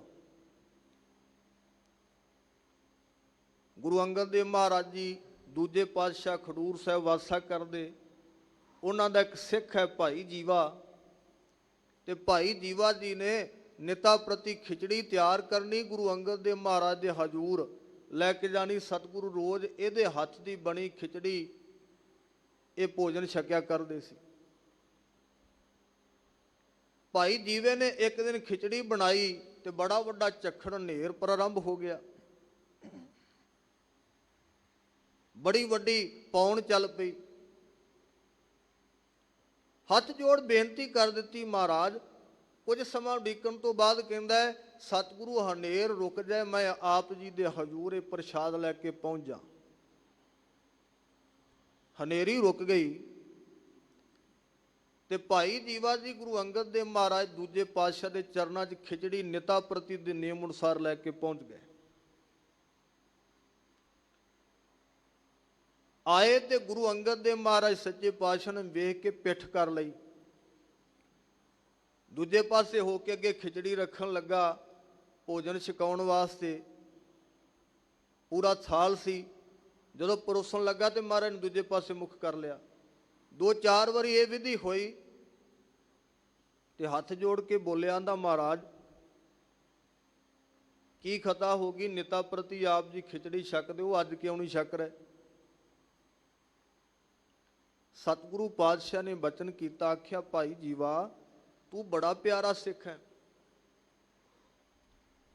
ਪਰ ਤੂੰ ਅੱਜ ਬੜਾ ਵੱਡਾ ਕੁਦਰਤ ਦੇ ਨੇਮ ਵਿੱਚ ਖਲਲ ਪਾਇਆ। ਤੂੰ ਅਰਦਾਸ ਕੀਤੀ, ਤੇਰੀ ਅਰਦਾਸ ਸਾਨੂੰ ਮੰਨਣੀ ਪਈ। ਤੂੰ ਆਖਿਆ ਵੀ ਹਨੇਰ ਰੁਕ ਜਾਏ ਤੇ ਮੈਂ ਖਿਚੜੀ ਲੈ ਕੇ ਪਹੁੰਚ ਜਾ। ਇੱਕ ਸਾਡੇ ਆਹਾਰ ਵਾਸਤੇ, ਸਾਡੀ ਖਿਚੜੀ ਸਾਡੇ ਭੋਜਨ ਵਾਸਤੇ ਤੂੰ ਲੱਖਾਂ ਹੀ ਕਰੋੜਾਂ ਜੀਵ ਜਿਨ੍ਹਾਂ ਦਾ ਪੌਣ ਹੀ ਆਹਾਰ ਹੈ, ਰੋਜੀ ਹੈ, ਉਹ ਤੂੰ ਖੋਲਿਆ। ਤੂੰ ਕੁਦਰਤ ਦੇ ਨੇਮ ਨੂੰ ਤੋੜਿਆ। ਇਸ ਕਰਕੇ ਤੇਰੇ ਨਾਲ ਅੱਜ ਅਸੀਂ ਗੁੱਸੇ ਆ। ਭਾਈ ਜੀਵਾ ਜੀ ਨੇ ਖਿਮਾ ਮੰਗੀ ਸੀ, ਸਮਝਾਇਆ ਇਹ ਵੀ ਉਹਦੀ ਰਜ਼ਾ ਵਿੱਚ ਕਦੇ ਵੀ ਵਾਂਧਾ ਨਹੀਂ ਪਾਉਣਾ, ਉਹਦੇ ਹੁਕਮ ਅਨੁਸਾਰ ਚੱਲਣਾ ਹੈ। ਉਹਦੇ ਹੁਕਮ ਵਿੱਚ ਪਾਉਣ ਵੈਰੀ ਗੁਰੂ ਨਾਨਕ ਸਾਹਿਬ ਮਹਾਰਾਜ ਫਰਮਾਉਂਦੇ। ਉਹਦੇ ਭੈ ਵਿੱਚ ਹੀ, ਉਸ ਕਰਤੇ ਵਾਹਿਗੁਰੂ ਦੇ ਹੁਕਮ ਵਿੱਚ ਹੀ ਲੱਖਾਂ ਦਰਿਆ ਚੱਲ ਰਹੇ ਹਨ। ਭੈ ਵਿੱਚ ਅਗਨ ਕੱਢੈ ਵੇਗਾਰ। ਔਰ ਅਗਲੇ ਬਚਨ ਨੇ ਉਸ ਵਾਹਿਗੁਰੂ ਦੇ ਭੈ ਵਿੱਚ ਹੀ ਅਗਨ ਵੇਗਾਰ ਕੱਢ ਰਹੀ ਹੈ। ਪ੍ਰੋਫੈਸਰ ਸਾਹਿਬ ਸਿੰਘ ਹੋਰਾਂ ਅਰਥ ਕੀਤੇ ਵੇਗਾਰ ਜਿਹਨੂੰ ਉਹ ਪਿੰਡਾਂ ਵਿੱਚ ਕਹਿੰਦੇ ਵੀ ਫਲਾਣੇ ਨੇ ਵੰਗਾਰ ਕੱਢੀ ਹੈ, ਵੰਗਾਰ ਕੱਢ ਰਹੀ। ਭਾਵ ਇਹ ਹੈ ਵੀ ਅਗਨ ਸਾਡੀ ਰਸੋਈ ਵਿੱਚ ਬਲਦੀ ਹੈ, ਚੁੱਲ੍ਹੇ 'ਚ ਬਲਦੀ ਤੇ ਭੋਜਨ ਤਿਆਰ ਹੁੰਦੇ ਆ। ਇਹ ਜਿਹੜੀ ਅਗਨ ਸਾਡੀ ਸੇਵਾ ਕਰ ਰਹੀ ਹੈ, ਗੁਰੂ ਰਾਮਦਾਸ ਮਹਾਰਾਜ ਦੇ ਲੰਗਰਾਂ ਵਿੱਚ ਕਿਤਨੇ ਵੱਡੇ ਦੇਗਚੇ, ਕਿਤਨੇ ਵੱਡੀ ਤਾਦਾਦ ਵਿੱਚ ਲੰਗਰ ਤਿਆਰ ਹੋ ਰਿਹਾ। ਅੱਗ ਦੇ ਜ਼ਰੀਏ ਇਹ ਸੇਵਾ ਜਿਹੜੀ ਅੱਗ ਨਿਭਾ ਰਹੀ ਹੈ, ਅਗਨ ਨਿਭਾ ਰਹੀ ਹੈ, ਇਹ ਵੀ ਉਹਦੇ ਭੈ ਵਿੱਚ ਚੱਲ ਰਹੀ ਹੈ। ਭੈ ਵਿੱਚ ਧਰਤੀ ਦੱਬੀ ਭਾਰ। ਔਰ ਬੜਾ ਪਿਆਰਾ ਬਚਨ ਹੈ, ਕਹਿੰਦੇ ਆ ਜਿਹੜੀ ਧਰਤੀ ਹੈ ਇਹ ਕਿਤਨਾ ਭਾਰ ਸਹੀ ਬੈਠੀ ਹੈ। ਕਿਤਨੀਆਂ ਵੱਡੀਆਂ ਵੱਡੀਆਂ ਅਸੀਂ ਬਿਲਡਿੰਗਾਂ ਬਣਾਈਆਂ, ਇਹ ਧਰਤੀ ਵੀ ਭਾਰ ਜਿਹੜਾ ਹੈ, ਇਹ ਭਾਰ ਦੱਬੀ ਹੋਈ ਜਿਹੜੀ ਹੈ, ਇਹ ਵੀ ਉਹਦੇ ਭੈ ਵਿੱਚ, ਉਹਦੀ ਰਜ਼ਾ ਵਿੱਚ ਹੈ। ਜਿਸ ਦਿਨ ਉਹਦੀ ਰਜ਼ਾ ਹੋਏਗੀ ਨਾ, ਆਪੇ ਸੂਤ ਧਾਰ ਹੈ ਪਿਆਰਾ, ਸੂਤ ਖਿੰਚੈ ਟੈ ਢੇਰੀ ਹੋਏ। ਟੈ ਢੇਰੀ ਹੋਏ, ਸਭ ਕੁਝ ਟੈ ਢੇਰੀ ਕਰ ਦਿੰਦੇ। ਵੇਖਦੇ ਆ ਨਾ, ਥੋੜਾ ਜਿਹਾ ਝਟਕਾ ਦਿੰਦਾ ਤੇ ਧਰਤੀ ਦਾ ਉਲੱਥ ਪੁਲੱਥ ਕਰ ਦਿੰਦਾ। ਮੁਲਕਾਂ ਦੇ ਮੁਲਕ ਉਲਟੇ ਕਰ ਦਿੱਤੇ। ਪਰ ਜੇਕਰ ਇਹ ਧਰਤੀ ਖੜੋਤੀ ਹੈ, ਇੰਨਾ ਵਜਨ ਬਿਲਡਿੰਗਾਂ ਦਾ, ਇੰਨਾ ਵੱਡਾ ਵਜਨ ਜਹਾਜ਼ਾਂ ਦਾ, ਕਿਤਨੇ ਵੱਡਾ ਕੀ ਕੁਝ ਅਸੀਂ ਧਰਤੀ ਤੇ ਬਣਾਈ ਬੈਠੇ ਆ, ਇਹ ਭਾਰ ਥੱਲੇ ਜਿਹੜੀ ਦੱਬੀ ਹੋਈ ਹੈ ਉਹਦੇ ਭੈ ਵਿੱਚ ਹੈ ਜੀ। ਭੈ ਵਿੱਚ ਇੰਦ ਫਿਰੈ ਸਿਰ ਭਾਰ। ਔਰ ਅਗਲੇ ਬਚਨ ਨੇ ਉਸ ਪਰਮਾਤਮਾ ਦੇ ਭੈ ਵਿੱਚ ਹੀ ਇੰਦਰ ਸਿਰ ਭਾਰ ਤੁਰਿਆ ਫਿਰਦਾ ਹੈ। ਭਾਵ ਹੈ ਜਿਹੜੇ ਆ ਬੱਦਲ ਗੱਜਦੇ ਫਿਰਦੇ ਆ ਨਾ, ਸਿਰ ਭਾਰ ਤੁਰੇ ਫਿਰਦੇ ਨੇ। ਮੇਘ ਵਰਸਦਾ ਹੈ, ਤੁਰ ਜਾਂਦਾ ਹੈ, ਕਾਲੀਆਂ ਘਟਾਂ ਆਈਆਂ ਤੇ ਗਈਆਂ, ਇਹ ਵੀ ਉਹਦੇ ਅਦਬ ਵਿੱਚ ਭੈ ਵਿੱਚ ਚੱਲ ਰਹੇ ਹਨ। ਭੈ ਵਿੱਚ ਰਾਜਾ ਧਰਮ ਦੁਆਰ। ਔਰ ਧਰਮਰਾਜ ਉਹ ਵੀ ਉਹਦੇ ਭੈ ਵਿੱਚ ਹੈ, ਉਸ ਕਰਤੇ ਵਾਹਿਗੁਰੂ ਦੇ ਹੁਕਮ ਵਿੱਚ ਹੈ। ਦਰਬਾਰ ਲਾ ਕੇ ਬੈਠਾ ਹੋਇਆ ਧਰਮਰਾਜ ਵੀ ਉਸ ਵਾਹਿਗੁਰੂ ਦੇ ਭੈ ਵਿੱਚ ਅਦਬ ਵਿੱਚ ਹੈ। ਭੈ ਵਿੱਚ ਸੂਰਜ, ਭੈ ਵਿੱਚ ਚੰਦ। ਆ ਸੂਰਜ ਚੜਿਆ, ਚੰਦਰਮਾ ਉਦੇ ਹੁੰਦਾ ਹੈ, ਬੜੀ ਨਿਰਮਲ ਚਾਂਦਨੀ ਵੰਡਦਾ ਹੈ। ਇਹ ਸੂਰਜ ਤੇ ਇਹ ਚੰਦ ਵੀ ਉਸ ਕਰਤੇ ਪਰਮੇਸ਼ਰ ਦੇ ਭੈ ਵਿੱਚ ਨੇ। ਉਹਦਾ ਹੁਕਮ ਹੈ ਤੇ ਸੂਰਜ ਉਦੇ ਹੁੰਦਾ ਹੈ। ਕਿੰਨੇ ਮੁਲਕ ਨੂੰ ਰੋਸ਼ਨੀ ਦੇ ਰਿਹਾ। ਜੇ ਹੁਕਮ ਹੋਏਗਾ ਤੇ ਫਿਰ ਇਹਨੇ ਪ੍ਰਗਟ ਨਹੀਂ ਹੋਣਾ, ਉਹਦੇ ਹੁਕਮ ਅਨੁਸਾਰ ਹੀ ਪ੍ਰਗਟ ਹੁੰਦਾ ਹੈ। ਜਿੱਦਣ ਕਰਤਾ ਵਾਹਿਗੁਰੂ ਜੀ ਹੁਕਮ ਕਰਨਗੇ, ਪਰਮੇਸ਼ਰ ਦੀ ਰਜ਼ਾ ਹੋਏਗੀ, ਇਹ ਸਦਾ ਵਾਸਤੇ ਛੁਪ ਜਾਏਗਾ। ਮੈਂ ਜਿਆਦੀ ਲੰਬੇਰੀ ਗੱਲ ਨਾ ਕਰਾਂ, ਬਾਣੀ ਵਿੱਚ ਕਈ ਥਾਵਾਂ ਤੇ ਫਰਮਾਇਆ, ਦਿਨ ਰਬ ਚੱਲੈ ਨਿਸ ਸਤ ਚੱਲੈ, ਤਾਰਕਾ ਲੱਖ ਪਲੋਏ। ਲੱਖਾਂ ਤਾਰੇ ਜਿਹੜੇ ਦਿਖਦੇ ਨੇ ਇੱਕ ਦਿਨ ਛੁਪ ਜਾਣਗੇ। ਦਿਨ ਰੱਬ ਚੱਲੈ, ਰੱਬ ਦਾ ਅਰਥ ਹੈ ਸੂਰਜ। ਇਹ ਜਿਹੜਾ ਦਿਨ ਹੁੰਦਾ ਸੂਰਜ ਦੇ ਸਦਕਾ ਛੁਪ ਜਾਏਗਾ ਇੱਕ ਦਿਨ। ਗੁਰੂ ਗ੍ਰੰਥ ਸਾਹਿਬ ਮਹਾਰਾਜ ਦੇ ਬਚਨ ਨੇ, ਨਿਸ ਸੱਸ ਚੱਲੈ, ਨਿਸ ਕਹਿੰਦੇ ਰਾਤ ਨੂੰ, ਸੱਸ ਦਾ ਅਰਥ ਚੰਦਰਮਾ। ਇਹ ਚੰਦਰਮਾ ਵੀ ਇੱਕ ਦਿਨ ਚਲਾ ਜਾਏਗਾ, ਰਾਤ ਵੀ ਖਤਮ ਹੋ ਜਾਏਗੀ। ਔਰ ਫਰਮਾਇਆ ਹੈ, ਇਹ ਦਿਨ ਤੇ ਜਿਹੜਾ ਰਾਤ ਬਣੀਆਂ ਪਰਮੇਸ਼ਰ ਨੇ ਬਣਾਈਆਂ ਨੇ, ਇਹ ਸੂਰਜ ਤੇ ਚੰਦ ਨਿਰੰਤਰ ਜਿਹੜੇ ਚੱਲ ਰਹੇ ਨੇ, ਇਹ ਵੀ ਉਹਦੇ ਭੈ ਵਿੱਚ ਹਨ। ਕੋਹ ਕਰੋੜੀ ਚਲਤ ਨਾ ਅੰਤ। ਕੋਹਾਂ ਕਰੋੜਾਂ ਚੱਲਦੇ ਨੇ ਤੇ ਕੋਈ ਅੰਤ ਹੀ ਨਹੀਂ, ਬੇਸ਼ੁਮਾਰ ਦਿਨ ਰਾਤ ਤੇ ਚੱਕਰ ਕੱਟ ਰਹੇ ਹਨ। ਭੈ ਵਿੱਚ ਸੁਧ ਭੈ ਵਿੱਚ ਸਿੱਧ ਬੁੱਧ ਸੁਰਨਾਥ। ਜਿਤਨੇ ਵੀ ਸਿੱਧ ਲੋਕ ਨੇ, ਬੁੱਧੀਵਾਨ ਗਿਆਨਵਾਨ ਲੋਕ, ਸੁਰ ਦੇਵਤੇ ਨਾਥ ਜੋਗੀ ਨਾਥ ਨੇ, ਜਿਹੜੇ ਜੋ ਵੀ ਇਹ ਰਚਨਾ ਬਣੀ ਹੈ, ਸਿੱਧ ਨੇ, ਗਿਆਨਵਾਨ ਨੇ, ਮਨੁੱਖ ਨੇ, ਦੇਵਤੇ ਨੇ, ਜੋ ਵੀ ਹੈ ਉਹਦੇ ਭੈ ਵਿੱਚ ਚੱਲ ਰਹੇ ਹਨ। ਭੈ ਵਿੱਚ ਆਡਾਣੇ ਆਕਾਸ਼। ਔਰ ਕਹਿੰਦੇ ਨੇ ਉਸ ਦੇ ਭੈ ਵਿੱਚ ਹੀ ਜਿਹੜਾ ਆਕਾਸ਼ ਚੰਦੂਆ ਤਣਿਆ ਹੋਇਆ ਨਾ, ਆ ਡਾਣੇ ਦਾ ਅਰਥ ਹੈ ਤਣਿਆ ਹੋਇਆ, ਆਕਾਸ਼ ਦਿਖਦਾ ਨਾ, ਇਹ ਵੀ ਉਹਦੇ ਭੈ ਵਿੱਚ ਹੀ ਟਿਕਿਆ ਹੋਇਆ ਹੈ। ਇਹ ਨੀਲਾ ਅੰਬਰ ਵੀ, ਇਹ ਜਿਹੜਾ ਧਰਤ ਚੰਦੋਆ ਤਾਣਿਆ ਹੈ ਨਾ, ਇਹ ਵੀ ਉਹਦੇ ਭੈ ਵਿੱਚ ਹੈ ਜੀ। ਭੈ ਵਿੱਚ ਜੋਧ ਮਹਾਬਲ ਸੂਰ।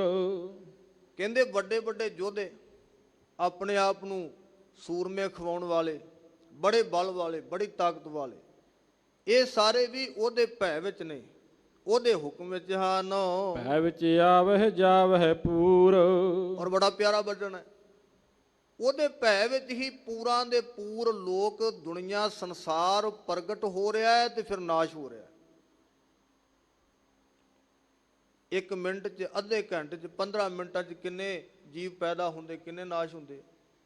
ਜਿੰਨੇ ਪੈਦਾ ਹੋ ਰਹੇ ਨੇ, ਨਾਸ਼ ਹੋ ਰਹੇ ਨੇ, ਉਹਦੇ ਭੈ ਵਿੱਚ ਹੀ ਹੈ, ਉਹਦੇ ਹੁਕਮ ਮੁਤਾਬਕ ਹੀ ਹੈ। ਜਿਹਨੂੰ ਗੁਰੂ ਗ੍ਰੰਥ ਸਾਹਿਬ ਮਹਾਰਾਜ ਹੋਰ ਸੁਖੈਨ ਕਰ ਦਿੰਦੇ, ਫਰਮਾਉਂਦੇ ਹਨ, ਜੰਮਣ ਮਰਨਾ ਹੁਕਮ ਹੈ, ਪਾਣੇ ਆਵੇ ਜਾਏ। ਉਹਦੇ ਭਾਣੇ ਵਿੱਚ, ਉਹਦੇ ਹੁਕਮ ਵਿੱਚ ਅਸੀਂ ਆਉਂਦੇ ਪਏ ਤੇ ਜਾਂਦੇ ਪਏ। ਜਾਂ ਤਿਸ ਭਾਣਾ ਤਾਂ ਜੰਮਿਆ, ਪਰਿਵਾਰ ਭਲਾ ਪਾਇਆ। ਜਿੱਦਣ ਭਾਣਾ ਵਰਤੇਗਾ ਉਦਣ ਇੱਥੋਂ ਚਲੇ ਜਾਣਗੇ। ਪੂਰਾਂ ਦੇ ਪੂਰ ਜਿਹੜੇ ਜੀਵ ਪੈਦਾ ਹੋ ਰਹੇ ਨੇ ਤੇ ਦੁਨੀਆ ਤੋਂ ਜਾ ਰਹੇ ਨੇ, ਇਹ ਵੀ ਉਹਦੇ ਹੁਕਮ ਮੁਤਾਬਕ ਸਭ ਕੁਝ ਵਰਤ ਰਿਹਾ ਹੈ। ਮੌਤ ਹੋ ਰਹੀ ਹੈ, ਜਨਮ ਹੋ ਰਿਹਾ ਹੈ, ਉਸ ਕਰਤੇ ਵਾਹਿਗੁਰੂ ਦੇ ਹੁਕਮ ਮੁਤਾਬਕ ਹੈ। ਸਗਲਿਆ ਭਉ ਲਿਖਿਆ ਸਿਰ ਲੇਖ। ਸਤਿਗੁਰੂ ਪਾਤਸ਼ਾਹ ਨੇ ਫਰਮਾਇਆ, ਗੁਰੂ ਗੋਬਿੰਦ ਸਿੰਘ ਮਹਾਰਾਜ ਦਸਮ ਪਾਤਸ਼ਾਹ ਜੀ ਨੇ ਗੁਰੂ ਨਾਨਕ ਸਾਹਿਬ ਮਹਾਰਾਜ ਦਾ ਇਹ ਅੰਮ੍ਰਿਤ ਬਚਨ ਸੁਣਾਇਆ ਤੇ ਅੰਤਲੀਆਂ ਪੰਕਤੀਆਂ ਨੇ ਆਖਿਆ ਵੀ ਸਗਲਿਆਂ ਭਉ ਲਿਖਿਆ ਸਿਰ ਲੇਖ। ਸਗਲਿਆਂ ਸਾਰਿਆਂ,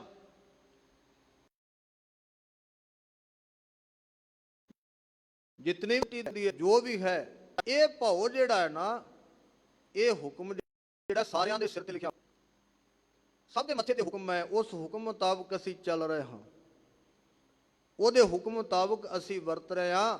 ਜਿਤਨਾ ਵੀ ਸੰਸਾਰ ਹੈ, ਸ੍ਰਿਸ਼ਟੀ ਹੈ, ਇਹ ਸਾਰੇ ਲੇਖੇ ਵਿੱਚ ਹਨ, ਉਹਦੇ ਹੁਕਮ ਵਿੱਚ, ਉਹਦੇ ਭਉ ਵਿੱਚ ਚੱਲ ਰਹੇ ਹਨ।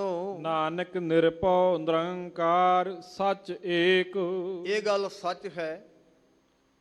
ਸਮਾਂ ਆਇਆ, ਘੜੀ ਆਪਣੇ ਮਿੱਥੇ ਸਮੇਂ ਤੇ ਪਹੁੰਚ ਗਈ ਤੇ ਆ ਕਥਾ ਵਿਚਾਰ ਪ੍ਰਾਰੰਭ ਹੋ ਗਈ। ਅਸੀਂ ਦੂਰੋਂ ਦਰੇਡੋਂ ਆ ਕੇ ਗੁਰੂ ਰਾਮਦਾਸ ਮਹਾਰਾਜ ਦੇ ਚਰਨ ਪਰਸ ਲੈ ਤੇ ਉਹ ਸਾਨੂੰ ਲੈ ਕੇ ਆਏ, ਲੈ ਕੇ ਜਾਣਗੇ। ਇਹ ਜੋ ਵੀ ਕੁਝ ਚੱਲ ਰਿਹਾ ਸਿਸਟਮ, ਉਹਦੇ ਹੁਕਮ ਮੁਤਾਬਕ ਹੈ। ਪਰ ਕਹਿੰਦੇ ਸਾਰਾ ਕੁਝ ਉਹਦੇ ਹੁਕਮ ਵਿੱਚ ਹੈ, ਭਉ ਵਿੱਚ ਹੈ। ਪਰ ਬਈ ਨਾਨਕ ਨਿਰਭਉ ਨਿਰੰਕਾਰ ਸੱਚ ਏਕ, ਜਿਹੜਾ ਇੱਕ ਕਰਤਾ ਪਰਮੇਸ਼ਰ ਵਾਹਿਗੁਰੂ ਹੈ ਨਾ, ਉਹ ਬਈ ਨਿਰਭਉ ਹੈ, ਉਹਨੂੰ ਕਿਸੇ ਦਾ ਭਉ ਨਹੀਂ, ਉਹ ਕਿਸੇ ਦੇ ਹੁਕਮ ਵਿੱਚ ਨਹੀਂ। ਸਾਰੀ ਦੁਨੀਆ ਉਹਦੇ ਹੁਕਮ ਵਿੱਚ ਹੈ, ਭੈ ਵਿੱਚ ਹੈ, ਪਰ ਉਹ ਆਪਣਾ ਹੁਕਮ ਆਪ ਹੈ। ਉਹਨਾਂ ਬਾਰੇ ਤੇ ਬਚਨ ਨੇ, ਕਰਤੇ ਵਾਹਿਗੁਰੂ ਪਰਮੇਸ਼ਰ ਦੀ ਕਰਾ ਬਾਰੇ ਬੋਲ ਨੇ। ਗੁਰੂ ਗ੍ਰੰਥ ਸਾਹਿਬ ਮਹਾਰਾਜ ਕਹਿੰਦੇ, ਪੁੱਛ ਨਾ ਸਾਜੇ, ਪੁੱਛ ਨਾ ਟਾਹੇ, ਪੁੱਛ ਨਾ ਲੇਵੈ ਦੇ। ਨਾ ਤੇ ਕਿਸੇ ਨੂੰ ਪੁੱਛਦਾ ਕਿ ਇਹਨੂੰ ਮੈਂ ਦੇ ਦਿਆਂ ਕੁਝ, ਨਾ ਕਿਸੇ ਤੋਂ ਖੋਹਣ ਲੱਗਿਆ ਪੁੱਛਦਾ। ਨਾ ਕਿਸੇ ਨੂੰ ਸਾਜਣ ਲੱਗਿਆ ਪੁੱਛਿਆ ਤੇ ਨਾ ਕਿਸੇ ਨੂੰ ਢਾਉਣ ਲੱਗਿਆ ਪੁੱਛਣਾ। ਉਹ ਆਪਣੇ ਆਪ ਵਿੱਚ ਸਭ ਕੁਝ ਹੈ, ਉਹਦੇ ਹੁਕਮ ਵਿੱਚ ਸਭ ਕੁਝ ਹੈ। ਬਾਕੀ ਜੋ ਵੀ ਦਿਖਦਾ ਨਾ, ਹੁਕਮੀ ਹੋਵਣ ਆਕਾਰ, ਹੁਕਮ ਨਾ ਕਹਿਆ ਜਾਈ, ਹੁਕਮੀ ਉੱਤਮ ਨੀਚ, ਇਹ ਸਾਰੇ ਬਚਨ। ਇੰਨਾ ਸਮਾਂ ਨਹੀਂ ਸਾਰੀਆਂ ਪੰਕਤੀਆਂ ਕਹਿ ਸਕਾਂ, ਬਾਣੀ ਦੇ ਬਚਨ ਸਾਂਝੇ ਕਰ ਸਕਾਂ। ਤੁਕ ਮਾਤਰ ਜਿਤਨਾ ਵੀ ਸੰਸਾਰ ਹੈ, ਜੋ ਵੀ ਹੈ, ਦਸਮ ਪਾਤਸ਼ਾਹ ਜੀ ਨੇ ਫਰਮਾਇਆ, ਗੁਰੂ ਸਾਹਿਬ ਦੇ ਬਚਨ ਸੁਣਾਏ, ਆਖਿਆ ਸਿੱਖੋ ਸਾਰਾ ਕੁਝ ਉਹਦੇ ਹੁਕਮ ਵਿੱਚ ਹੈ। ਉਹ ਨਿਰੰਕਾਰ ਪਰਮੇਸ਼ਰ ਜਿਹੜਾ ਹੈ ਆਪ ਉਹ ਨਿਰਭਉ ਹੈ, ਉਹਦੇ ਤੇ ਕਿਸੇ ਦਾ ਹੁਕਮ ਨਹੀਂ ਹੈ। ਉਹ ਜਿਹੜਾ ਸੱਚ ਏਕ ਹੈ, ਸੱਚ ਵੀ ਉਹ ਇਕੱਲਾ ਹੈ ਤੇ ਇੱਕ ਵੀ ਇਕੱਲਾ ਹੀ ਹੈ, ਉਹਦੇ ਵਰਗਾ ਕੋਈ ਦੂਜਾ ਹੋਰ ਨਹੀਂ। ਉਹ ਨਿਰੰਕਾਰ ਨਿਰਆਕਾਰ ਹੈ। ਸਾਡਾ ਕੋਈ ਵਜੂਦ ਹੈ, ਆਹ ਹਾਲ ਬਣਿਆ, ਕੋਈ ਵਜੂਦ ਬਣਿਆ ਹੋਇਆ, ਇੱਕ ਢਾਂਚਾ ਦਿਖ ਰਿਹਾ ਦੂਰੋਂ ਵੀ ਇਹ ਹਾਲ ਹੈ। ਨਿਰੰਕਾਰ ਪਰਮੇਸ਼ਰ ਦਾ ਵਜੂਦ ਕੋਈ ਨਹੀਂ। ਉਹ ਨਿਰਗੁਣ ਤੇ ਸਰਗੁਣ ਦੋ ਸਰੂਪਾਂ 'ਚ ਵਰਤਦਾ। ਗੱਲ ਲੰਬੀ ਨਾ ਜਾਏ, ਮੈਂ ਅੱਗੇ ਤੁਰਾਂ। ਉਸ ਨਿਰੰਕਾਰ ਦੇ ਉੱਤੇ ਕਿਸੇ ਦਾ ਕੋਈ ਹੁਕਮ ਨਹੀਂ, ਉਹ ਆਪਣਾ ਹੁਕਮ ਖੁਦ ਆਪ ਹੀ ਹੈ। ਚੌਪਈ ਇਹ ਸ਼ਲੋਕ ਸਭ ਪਠਿਓ ਸੁਨਾਇਓ। ਕਵੀ ਲਿਖਦੇ ਹੈ, ਇਹ ਸ਼ਲੋਕ ਦਸਮ ਪਾਤਸ਼ਾਹ ਜੀ ਨੇ ਸਿੱਖਾਂ ਨੂੰ ਪੜ੍ਹਿਆ ਤੇ ਸੁਣਾਇਆ ਹੈ। ਕਉ ਪੰਥ ਕੋ ਮਨ ਮੁਰਝਾਇਓ। ਜਿਹੜਾ ਗੁਰੂ ਕਾ ਪੰਥ ਸੀ, ਖਾਲਸਾ ਸੀ, ਉਹਨਾਂ ਬਚਨ ਸੁਣੇ, ਪਰ ਉਹਨਾਂ ਦਾ ਧਿਆਨ ਤੇ ਕਿਤੇ ਹੋਰ ਸੀ। ਬਚਨ ਸੁਣੇ, ਬਚਨਾਂ ਵਿੱਚ ਵੀ ਕੰਨ ਦਿੱਤਾ ਹੈ। ਐਸਾ ਨਹੀਂ ਹੈ ਕਿ ਗਰੀਬ ਨਵਾਜ ਨੇ ਐਡਾ ਸ਼ਾਹੀ, ਐਡਾ ਵੱਡਾ ਉੱਚਾ ਕਲਾਮ ਸੁਣਾਇਆ ਹੋਵੇ, ਸਿੱਖਾ ਸੁਣਿਆ ਨਹੀਂ। ਨਹੀਂ, ਐਸਾ ਨਹੀਂ, ਸੁਣਿਆ, ਪਰ ਉਹਨਾਂ ਦਾ ਮਨ ਮੁਰਝਾਇਆ ਹੋਇਆ ਸੀ, ਕਿਸੇ ਹੋਰ ਪਾਸੇ ਹੈ, ਮਨ ਕਿਧਰੇ ਹੋਰ ਹੈ, ਮਨ ਵਿੱਚ ਕੁਝ ਹੋਰ ਵਿਚਾਰ ਚੱਲ ਰਹੀ ਸੀ। ਉਹ ਕੀ ਹੈ, ਕਵੀ ਜੀ ਦੱਸਦੇ ਹਨ। ਵਿਜੈ ਲਈ ਗਣ ਤੁਰਕ ਸੁਧਾਰੇ। ਉਹ ਕਹਿੰਦੇ ਵੀ ਜਿੱਤ ਪ੍ਰਾਪਤ ਕਰਕੇ ਲੱਖਾਂ ਦੁਸ਼ਮਣ ਆਇਆ, ਤੁਰਕ ਆਇਆ, ਤੁਰਕ ਤੇ ਚਲੇ ਗਏ। ਜਿੱਤ ਪ੍ਰਾਪਤ ਕਰਕੇ ਤੁਰਕ ਚਲੇ ਗਏ ਹਨ। ਗੁਰੂ ਉਲੰਭ ਸਿੰਘ ਗਨ ਹਾਰੇ। ਤੇ ਅਸੀਂ ਜਿਹੜੇ ਸਿੱਖਾਂ, ਜਿਹੜੇ ਗੁਰੂ ਕੇ ਸਿੰਘ ਆ, ਅਸੀਂ ਤੇ ਗੁਰੂ ਕੇ ਉਲੰਭ, ਉਲੰਭ ਮੀਨ ਦਾ ਸਹਾਰਾ, ਅਸੀਂ ਗੁਰੂ ਦੇ ਸਹਾਰੇ ਚੱਲਣ ਵਾਲੇ ਗਨ ਹਾਰੇ। ਅਸੀਂ ਸਾਰੇ ਗਨ ਦਾ ਅਰਥ ਹੁੰਦਾ ਬਹੁਤੇ। ਅਸੀਂ ਇਹ ਬਹੁਤੇ ਜਿਹੜੇ ਜਿੰਨੇ ਵੀ ਅਸੀਂ ਸਾਰੇ ਹਾਂ, ਅਸੀਂ ਹਾਰ ਗਏ। ਤੁਰਕ ਜਿੱਤ ਲੈ ਕੇ ਚਲੇ ਗਏ ਤੇ ਅਸੀਂ ਗੁਰੂ ਦੇ ਸਹਾਰੇ ਚੱਲਣ ਵਾਲੇ ਜਿਹੜੇ ਆ, ਅਸੀਂ ਹਾਰ ਗਏ ਹਾਂ। ਇਮ ਲਖ ਗੁਰ ਕੋ ਬਾਹੁਰ ਬਖਾਨੇ। ਇਸ ਤਰ੍ਹਾਂ ਵਿਚਾਰ ਕੇ ਨਾ, ਉਹਨਾਂ ਸਿੱਖਾਂ ਨੇ, ਗੁਰੂ ਕੇ ਸਿੰਘਾਂ ਨੇ, ਖਾਲਸੇ ਨੇ ਗੁਰੂ ਅੱਗੇ ਬੇਨਤੀ ਕੀਤੀ ਹੈ। ਮੁਗਲ ਪਠਾਨ ਦਿੱਲੀ ਲਗਹਾਨੇ। ਗੁਰੂ ਸਾਹਿਬ ਜੀ ਨੂੰ ਬੜੇ ਅਦਬ ਸਾਹਿਬ ਬੇਨਤੀ ਕੀਤੀ, ਬਿਨੇ ਫਰਮਾਈ ਹੈ ਕਿ ਸਤਿਗੁਰੂ ਪਾਤਸ਼ਾਹ, ਮੁਗਲ ਪਠਾਨ ਦਿੱਲੀ ਲਗਹਾਨੇ। ਅਸੀਂ ਤਾਂ ਮਹਾਰਾਜ ਜੀ ਮੁਗਲਾਂ ਦਾ, ਪਠਾਨਾਂ ਦਾ ਦਿੱਲੀ ਤੱਕ ਹਾਨ ਕਰਨਾ ਚਾਹੁੰਦੇ, ਨਾਸ਼ ਕਰਨਾ ਚਾਹੁੰਦੇ। ਬੜੇ ਧਿਆਨ ਦੇ ਕੇ ਬਚਨ ਸੁਣਨ ਵਾਲਾ ਹੈ ਵੀ ਜਿੰਨੇ ਪਠਾਨ ਰਹਿੰਦੇ ਨੇ ਸਾਰਿਆਂ ਨੂੰ ਸਿੱਖ ਮਾਰਨਾ ਚਾਹੁੰਦੇ, ਖਾਲਸਾ ਸਭ ਦਾ ਨਾਸ਼ ਕਰਨਾ ਚਾਹੁੰਦਾ। ਨਹੀਂ, ਦਿੱਲੀ ਤੱਕ ਜਿੰਨੇ ਪਠਾਨ ਤਸ਼ੱਦਦ ਢਾਉਣ ਵਾਲੇ ਹੈ, ਦੁਸ਼ਟ ਬਿਰਤੀ ਵਾਲੇ ਹੈ, ਜਿਹੜੇ ਮੰਦ ਕਰਮੀ ਹਨ, ਸਿੱਖਾਂ ਨੇ ਇਹ ਬੇਨਤੀ ਕੀਤੀ, ਜਿਹੜੇ ਮੰਦ ਮੱਤ ਜਿਹੜੇ ਪਠਾਨ ਨੇ ਨਾ, ਜਿਹੜੇ ਦੁਨੀਆ ਨੂੰ, ਖਲਕਤ ਨੂੰ ਖੇਦ ਪਹੁੰਚਾਉਣ ਵਾਲੇ ਹੈ, ਅਸੀਂ ਉਹਨਾਂ ਨੂੰ ਦਿੱਲੀ ਤੱਕ ਹਾਨ ਕਰਨਾ ਚਾਹੁੰਦੇ ਹਾਂ। ਸੁਣ ਸ੍ਰੀ ਮੁਖ ਤੇ ਹਰਖਤ ਭਏ। ਇਹ ਸੁਣ ਕੇ ਨਾ ਗੁਰੂ ਗੋਬਿੰਦ ਸਿੰਘ ਮਹਾਰਾਜ ਸੱਚੀ ਸਰਕਾਰ ਮੁਖ ਤੋਂ ਥੋੜਾ ਜਿਹਾ ਮੁਸਕਰਾਏ ਤੇ ਹਰਖਤ ਹੋ ਗਏ, ਥੋੜੇ ਪ੍ਰਸੰਨ ਹੋਏ, ਚਿਹਰਾ ਖਿਲ ਗਿਆ। ਹੁਣ ਗੁਰੂ ਗੋਬਿੰਦ ਸਿੰਘ ਮਹਾਰਾਜ ਦਸਮ ਪਾਤਸ਼ਾਹ ਦਾ ਜਿਹੜਾ ਨੂਰਾਨੀ ਬੁਖਾਰ ਬਿੰਦ ਹੈ, ਉਹ ਤਾਂ ਪਹਿਲਾਂ ਹੀ ਮਹਿਮਾ ਤੋਂ ਬਾਹਰ ਹੁੰਦਾ। ਇਹ ਸੁਣਿਆ ਨਾ, ਜਦੋਂ ਸਿੱਖਾਂ ਆਖਿਆ ਵੀ ਅਸੀਂ ਦੁਸ਼ਟਾਂ ਨੂੰ ਦਿੱਲੀ ਤੱਕ ਮਾਰਨਾ ਚਾਹੁੰਦੇ ਹਾਂ ਮਹਾਰਾਜ, ਬਈ ਇਸੇ ਵਾਸਤੇ ਤੇ ਖਾਲਸਾ ਸਜਾਇਆ ਹੈ, ਇਹਨਾਂ ਦੁਸ਼ਟਾਂ ਨੂੰ ਦੰਡ ਦੇਣ ਵਾਸਤੇ ਤੇ ਖਾਲਸਾ ਪੈਦਾ ਕੀਤਾ। ਇਹ ਸੁਣਿਆ ਤੇ ਮਹਾਰਾਜ ਜੀ ਪਾਵਨ ਮੁਖਾਰ ਬਿੰਦ ਤੋਂ ਥੋੜਾ ਜਿਹਾ ਮੁਸਕਰਾਏ ਤੇ ਹਰਖਤ ਹੋਏ, ਆਨੰਦ ਚਿਤ ਹੋਏ ਹਨ। ਏਕ ਜਮਨੀ ਮਹਿ ਥਿਤ ਲਏ। ਕਵੀ ਲਿਖਦੇ ਐ, ਬਸ ਮੁਸਕਰਾਏ ਤੇ ਫਿਰ ਆਪਣੇ ਨਿਜ ਸ਼ਿਵਰ ਚਲੇ ਗਏ। ਇੱਕ ਜਾਮਣੀ ਰਾਤ ਉੱਥੇ ਹੀ ਥਿਤ ਕੀਤਾ ਹੈ, ਭਾਵ ਵਿਸ਼ਰਾਮ ਕੀਤਾ ਹੈ। ਭਈ ਪ੍ਰਾਤ ਬਜਵਾਏ ਨਗਾਰਾ। ਖਾਲਸੇ ਨੂੰ ਨਾ ਰਾਤੀ ਜਦੋਂ ਆਨੰਦ ਚਿਤ ਹੋਏ ਸਨ ਤੇ ਥੋੜਾ ਜਿਹਾ ਸਿਰ ਹਿਲਾ ਦਿੱਤਾ। ਪਾਵਨ ਮੁਖਾਰਬਿੰਦ ਤੋਂ ਬੋਲੇ ਤੇ ਕੁਝ ਨਹੀਂ, ਸੀਸ ਹਿਲਾਇਆ ਵੀ ਇਸ ਤਰ੍ਹਾਂ ਹੀ ਹੋਣਾ ਚਾਹੀਦਾ। ਇਹਨੇ ਵਿੱਚ ਹੀ ਹੁਕਮ ਮਿਲ ਗਿਆ ਖਾਲਸੇ ਨੂੰ। ਸਵੇਰ ਹੋਈ, ਅੰਮ੍ਰਿਤ ਵੇਲਾ ਹੋਇਆ। ਅੰਮ੍ਰਿਤ ਵੇਲਾ ਸੱਚ ਨਾਉ ਵਡਿਆਈ ਵਿਚਾਰ, ਕਰਮੀ ਆਵੇ ਕੱਪੜਾ ਨਦਰੀ ਮੂਖ ਦੁਆਰ। ਅੰਮ੍ਰਿਤ ਵੇਲੇ ਦੀ ਸੰਭਾਲਣਾ ਸਾਰੇ ਸਿੱਖਾਂ ਨੇ ਕੀਤੀ। ਇਸ਼ਨਾਨ ਕਰਕੇ ਨਿਜ ਨਿਜ ਆਸਨ ਸਭ ਨੇ ਅੰਮ੍ਰਿਤ ਬਾਣੀ ਨਾਲ ਜੁੜਨਾ ਕੀਤਾ। ਉਸ ਵੇਲੇ ਜੋ ਵੀ ਨੇਮ ਹੈ ਨਿਯਮ ਨਿਭਾਇਆ। ਆਸਾ ਜੀ ਦੀ ਵਾਰ ਦੇ ਕੀਰਤਨ ਹੋਏ, ਲੰਗਰ ਪਾਣੀ, ਭੋਜਨ ਪਾਣੀ, ਪ੍ਰਸ਼ਾਦੇ ਵਰਤੇ ਹੈ। ਫਿਰ ਨਗਾਰਾ ਵਜਾਤਾ, ਕੂਚ ਕੂਚਾ ਕੀਤਾ। ਬਈ ਜਿਹੜੇ ਨੱਠ ਗਏ ਸਨ ਨਾ, ਜਿਹੜੇ ਲੁੱਟ ਕੇ ਗਏ ਨੇ, ਉਹਨਾਂ ਨੂੰ ਚਾਟਾ ਛਕਾਉਣਾ ਚਾਹੀਦਾ। ਗੁਰੂ ਕਾ ਜਿਹੜਾ ਖਾਲਸਾ ਦਲ ਹੈ, ਨਗਾਰੇ ਵਜਾ ਕੇ ਚੜ੍ਹਾਈ ਕਰ ਦਿੱਤੀ ਹੈ। ਚੜਿਓ ਬਾਹੁਰ ਸਿੰਘਣ ਦਲ ਪਸਾਰਾ। ਕਵੀ ਲਿਖਦੇ ਵੀ ਬੜਾ ਵੱਡਾ ਭਾਰਾ ਜਿਹੜਾ ਦਲ ਹੈ ਸਿੰਘਾਂ ਦਾ, ਉਹ ਚੜਿਆ। ਗੜਗੜ ਕਰਕੇ ਨਗਾਰਾ ਖੜਕਿਆ, ਚੋਟ ਲੱਗੀ ਤੇ ਐ ਮਾਨੋ ਪਹਾੜੀਆਂ ਹਿੱਲ ਗਈਆਂ। ਗੁਰੂ ਕੇ ਯੋਧੇ ਚੱਲੇ ਹਨ। ਕਰਤ ਸ਼ੀਘਰਤਾ ਮਿਲੇ ਸੋ ਧਾਈ। ਬੜੀ ਤੇਜ਼ੀ ਨਾਲ ਐ ਹਵਾ ਦੇ ਫਰੋਕੇ ਵਾਂਗੂ ਉੱਡੇ। ਘੋੜਿਆਂ ਨੂੰ ਅੱਡੀਆਂ ਲਾਈਆਂ ਤੇ ਉਹਨਾਂ ਨੇ ਮਾਨੋ ਚੱਲਦੀ ਹੋਈ ਪੌਣ ਨੂੰ ਵੀ ਮਾਤ ਪਾ ਦਿੱਤੀ।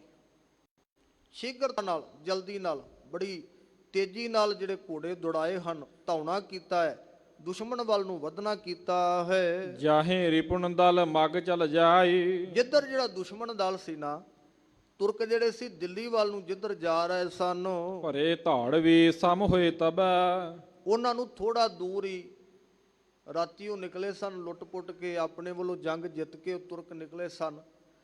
ਉਹਨਾਂ ਦੇ ਉੱਪਰ ਜਾ ਕੇ ਜਿਵੇਂ ਧਾੜ ਵੀ ਨਹੀਂ ਪੈ ਜਾਂਦੇ ਇੱਕਦਮ, ਜਿਵੇਂ ਪੰਛੀ ਦੇ ਉੱਤੇ ਬਾਜ ਝਪਟ ਕੇ ਪੈ ਜਾਂਦਾ ਹੈ, ਇਸ ਤਰ੍ਹਾਂ ਜਾ ਕੇ ਉਹਨਾਂ ਤੇ ਝਪਟ ਕੇ ਪੈ ਗਏ ਹਨ ਜੀ। ਮਿਲਿਓ ਸ਼ਤਰ ਮਾਰਨ ਕੀਏ ਸਭੈ। ਸਾਰੇ ਸ਼ਤਰੂਆਂ ਨੂੰ ਬੜਾ ਟਿਕਾ ਕੇ ਮਿਲੇ ਸਾਧ ਸੰਗਤ। ਉਹਨਾਂ ਸ਼ਤਰੂਆਂ ਨੂੰ ਮਾਰਨਾ ਕੀਤਾ ਹੈ, ਉਹਨਾਂ ਤੁਰਕਾਂ ਨੂੰ ਚੰਗੀ ਤਰ੍ਹਾਂ ਸਾਧਨਾ ਕੀਤਾ, ਬੜੀ ਗਹਿਰੀ ਮਾਰ ਮਾਰੀ, ਬੜਾ ਚੰਗਾ ਆਨੰਦ ਨਾਲ, ਨਜ਼ਾਰੇ ਨਾਲ ਖੰਡਾ ਵਾਇਆ ਹੈ। ਰੁੰਡ ਮੁੰਡ ਕਰ ਦੀਨ ਕਨੇਰੇ। ਇੰਨੀ ਕੁ ਤੇਗ ਦੀ ਮਾਰ ਮਾਰੀ, ਸ਼ਮਸ਼ੀਰਾਂ ਖਿੱਚੀਆਂ ਤੇ ਚੰਡੀਆਂ ਲਹੂ ਦੇ ਨਾਲ ਐ ਲੱਥ-ਪੱਥ ਹੋ ਗਈਆਂ। ਬਹੁਤਿਆਂ ਦੇ ਸਿਰ ਲਾ ਦਿੱਤੇ, ਲੱਤਾਂ ਬਾਹਾਂ, ਹੱਥ, ਛਾਤੀਆਂ, ਪੇਟ ਕੱਢ ਦਿੱਤੇ, ਰੁੰਡ ਮੁੰਡ ਕੀਤੇ ਹਨ। ਬਹੁਤਿਆਂ ਨੂੰ ਮੌਤ ਦੇ ਘਾਟ ਉਤਾਰ ਦਿੱਤਾ ਹੈ। ਪਲਟਾ ਲੀਨ ਕੀਨ ਜਿਨ ਨੇਰੇ। ਕਵੀ ਲਿਖਦੇ ਨੇ, ਉਹਨਾਂ ਤੋਂ ਪਲਟਾ ਲਿਆ, ਉਹਨਾਂ ਤੁਰਕਾਂ ਤੋਂ ਬਦਲਾ ਲਿਆ ਹੈ। ਜਿਨ੍ਹਾਂ ਨੇ ਹਰਾਇਆ ਸੀ ਨਾ, ਹੁਣ ਉਹਨਾਂ ਉੱਪਰ ਜਿੱਤ ਪ੍ਰਾਪਤ ਕਰ ਲਈ। ਬੜੀ ਸ਼ੀਘਰਤਾ ਦੇ ਨਾਲ ਹੀ ਪਲਟਾ ਲੈ ਲਿਆ। ਪਹਿਲਾਂ ਹਾਰੇ ਸਨ, ਹੁਣ ਖਿੰਨ ਵਿੱਚ ਹੀ ਇੰਨੀ ਤੇਜ਼ੀ ਨਾਲ ਲੜੇ, ਇੰਨੀ ਫੁਰਤੀ ਨਾਲ ਸਿੱਖ ਲੜੇ ਕਿ ਉਹਨਾਂ ਨੇ ਫਤਿਹ ਪਾ ਲਈ ਹੈ। ਲੂਟ ਕੂਟ ਕਰ ਲੀਨ ਬਹੀਰ। ਜਦੋਂ ਬਹੁਤਾ ਲੁੱਟਿਆ ਤੇ ਕੁੱਟਿਆ, ਉਹ ਸਾਰਾ ਕੁਝ ਜਿਹੜਾ ਸਾਜੋ ਸਮਾਨ ਸੀ, ਜਿਹੜਾ ਸਿੱਖਾਂ ਦਾ ਖੋਇਆ, ਪਿੱਛੇ ਆਪ ਜੀ ਨੇ ਸ਼ਰਵਣ ਕੀਤਾ ਹੈ, ਉਹ ਵਾਪਸ ਲੈ ਲਿਆ ਹੈ। ਔਰ ਬਹੁਤੀ ਜ਼ਿਆਦਾ ਜਿਹੜੀ ਮਾਰ ਹੈ ਤੇਗ ਦੀ ਜਦੋਂ ਪਈ, ਸਿੰਘਾਂ ਦਾ ਜਿਹੜਾ ਦਲ ਉਮੜਿਆ ਸੀ ਇਹਨਾਂ ਤੁਰਕਾਂ ਤੇ, ਉਹਨਾਂ ਤੋਂ ਇੰਨੀ ਵੱਡੀ ਮਾਰ ਹੋਈ ਵੀ ਸਹਿ ਨਹੀਂ ਹੋਈ ਹੈ, ਤੇ ਉਹ ਆਪਣਾ ਸਾਰਾ ਜਿਹੜਾ ਸਾਜੋ ਸਮਾਨ ਹੈ ਸਿੱਖਾਂ ਫਿਰ ਵਾਪਸ ਲੈ ਲਿਆ ਹੈ। ਰੌਰਾ ਪਰਿਓ ਚਲੇ ਭਾਏ ਪੀਰ। ਇੱਕਦਮ ਹੀ ਤੁਰਕਾਂ ਤੁਰੇ ਜਾਂਦਿਆਂ ਨੂੰ ਉੱਤੇ ਹੱਲਾ ਹੋ ਗਿਆ, ਉੱਥੇ ਰੌਲਾ ਪੈ ਗਿਆ ਤੇ ਕੁਝ ਤੇ ਆਪਣੀ ਜਾਨ ਬਚਾ ਕੇ ਚੱਲੇ ਭੈ ਭੀਰ। ਭੀਰੂ ਹੋ ਕੇ, ਭੀਗੂ ਬਣ ਕੇ, ਕਾਇਰ ਬਣ ਕੇ ਕਈ ਚਲੇ ਗਏ, ਨੱਠ ਗਏ ਹਨ। ਬਿਸਮਤ ਭਏ ਨ ਜਾਣੇ ਜਾਈ। ਉਹ ਹੈਰਾਨ ਕੁਨ ਹਨ, ਗੱਲ ਸਮਝ ਨਹੀਂ ਪਈ ਵੀ ਇੱਕਦਮ ਹੀ ਜਿਵੇਂ ਕਿਤੇ ਹਨੇਰੀ ਦਾ ਬੜਾ ਵੱਡਾ ਗੁਬਾਰ ਇੱਕਦਮ ਹੀ ਉੱਠ ਖਲੋਂਦਾ ਹੈ, ਸਿੰਘ ਸਾਡੇ ਤੇ ਕਿੱਥੋਂ ਆ ਕੇ ਇੱਕਦਮ ਗੁਰੂ ਕਾ ਖਾਲਸਾ ਪੈ ਗਿਆ ਹੈ। ਕਿਤੇ ਮਿਲੇ ਵੀਰ ਸਮੁਦਾਏ। ਮਹਾਕਵੀ ਲਿਖਦੇ ਨੇ, ਉਹ ਵਿਚਾਰਦੇ ਆ ਵੀ ਇਹ ਕਿੱਥੋਂ ਇੰਨੇ ਵੀਰ, ਏਡਾ ਵੱਡਾ ਸਮੁਦਾਇ ਗੁਰੂ ਕੇ ਖਾਲਸੇ ਦਾ ਕਿੱਥੋਂ ਇੱਕਦਮ ਆ ਪਿਆ ਹੈ। ਆਪ ਆਪ ਕੇ ਪੰਥ ਪਧਾਰੇ। ਲੜਾਈ ਤੋਂ ਬਾਅਦ ਜੰਗ ਭੂਮੀ ਨੂੰ, ਰਣ ਭੂਮੀ ਨੂੰ ਤਾਂ ਅਸੀਂ ਜਿੱਤ ਲਿਆ ਸੀ, ਅਸੀਂ ਤੇ ਆਪੋ ਆਪਣੇ ਰਸਤਿਆਂ ਨੂੰ ਪੈ ਗਏ ਸਾਂ, ਆਰਾਮ ਨਾਲ ਆਪਣੇ ਰਸਤੇ ਪਧਾਰ ਰਹੇ ਸਾਂ, ਜਾ ਰਹੇ ਸਾਂ ਜੀ। ਮਿਲੇ ਤੁਰਕ ਸੋ ਸਿੰਘਨ ਮਾਰੇ। ਇਹ ਆ ਕੇ ਤੁਰਕਾਂ ਦੇ ਉੱਤੇ ਢਾਹ ਕੇ ਪੈ ਗਏ ਤੇ ਸਿੰਘਾਂ ਨੇ ਬੜੀ ਮਾਰ ਕੀਤੀ। ਉਹ ਇਹ ਵਿਚਾਰਦੇ ਐ ਵੀ ਆਪਾਂ ਤੇ ਆਨੰਦ ਨਾਲ ਜਾ ਰਹੇ ਸੀ, ਇਹ ਪਤਾ ਨਹੀਂ ਕਿੱਥੋਂ ਆ ਗਏ, ਜਾਂ ਇਹ ਵੀ ਅਰਥ ਕਰ ਲਾਂਗੇ ਉਹ ਆਪਣੇ ਮੌਜ ਵਿੱਚ ਜਾ ਰਹੇ ਸਨ ਤੇ ਪਿੱਛੋਂ ਤੁਰਕਾਂ ਦੇ ਉੱਤੇ ਸਿੰਘ ਇੱਕਦਮ ਜਾ ਕੇ ਢਾਹ ਕੇ ਮਿਲੇ ਤੇ ਬਹੁਤੀ ਮਾਰ ਜਿਹੜੀ ਤੁਰਕਾਂ ਨੂੰ ਕੀਤੀ ਹੈ। ਮਹਾਤਰਾਸ ਬੀਤਿਓ ਮਗ ਜਾਤੇ। ਕਵੀ ਲਿਖਦੇ ਇਸ ਤਰ੍ਹਾਂ, ਮਹਾਤਰਾਸ ਬੀਤਿਓ ਮਗ ਜਾਤੇ। ਉਹ ਜਦੋਂ ਜਾ ਰਹੇ ਸਨ ਉਹਨਾਂ ਦੇ ਮਨ ਵਿੱਚ ਤਾਂ ਵੀ ਬੜਾ ਡਰ ਸੀ, ਪਤਾ ਨਹੀਂ ਕੀ ਹੋਣ ਵਾਲਾ। ਉਹ ਭਾਵੇਂ ਜਿੱਤ ਕੇ ਗਏ ਸਨ ਪਰ ਫਿਰ ਵੀ ਉਹਨਾਂ ਦੇ ਮਨ ਵਿੱਚ ਬੜਾ ਡਰ ਸੀ ਜੀ। ਔਚਕ ਪਰੇ ਵਰਿੰਦ ਰਿਪ ਘਾਤੇ।